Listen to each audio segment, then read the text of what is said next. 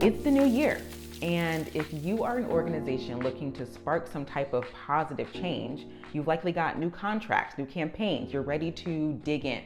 As you do, there is one thing to be sure you're doing in all of your work: making an offer and making sure it's a really, really good one.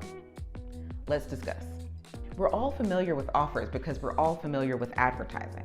It typically goes something like, if you, customer, do this, then I, company, will give you that. If you, customer, buy this car, then I, company, will give you reliability. Looking at you on my Honda owners. We love a reliable ride. But it's different if you're you. I assume that you are watching this because you want to help people be a little healthier, a little safer, make their environment a little better.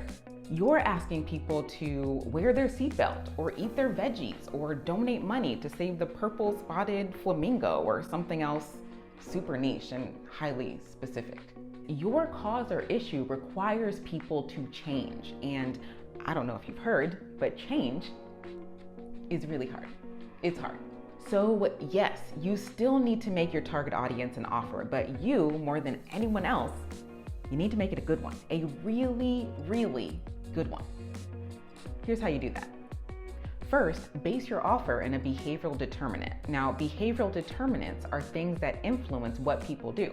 We know they influence what people do because they come to us from the worlds of social psychology and behavioral economics.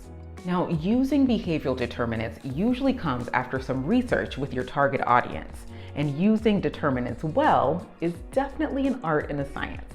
We are always happy to help with that. Give us a call, give us an email, because it's 2024, email us. But you can also use our resources. We list out the common categories of determinants and have plenty of worksheets and other resources for using them over on our site, so go check that out. Okay, so the second element of building a really good offer is to lead with what people want and be willing to leave your issues at the door. Okay, I know, it's getting spicy, but hear me out. Remember, an offer should sound like, if you do this, I'll give you that.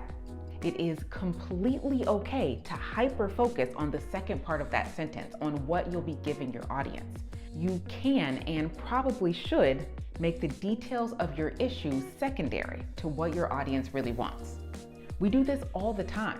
When asking Floridians to skip the summer fertilizer to protect a local waterway, we led with protect your fun. You want to keep kayaking and scuba diving and tubing, so skip the fertilizer so you can keep doing that in this waterway. When asking Baltimore residents to plant more trees, we didn't. We asked them to come to fun meetups with like-minded people instead.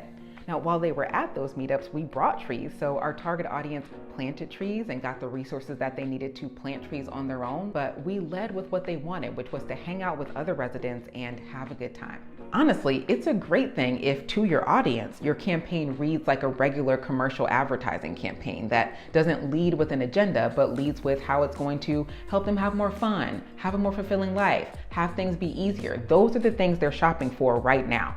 No one is shopping to save the purple spotted flamingo right now. I'm sorry, someone had to say it.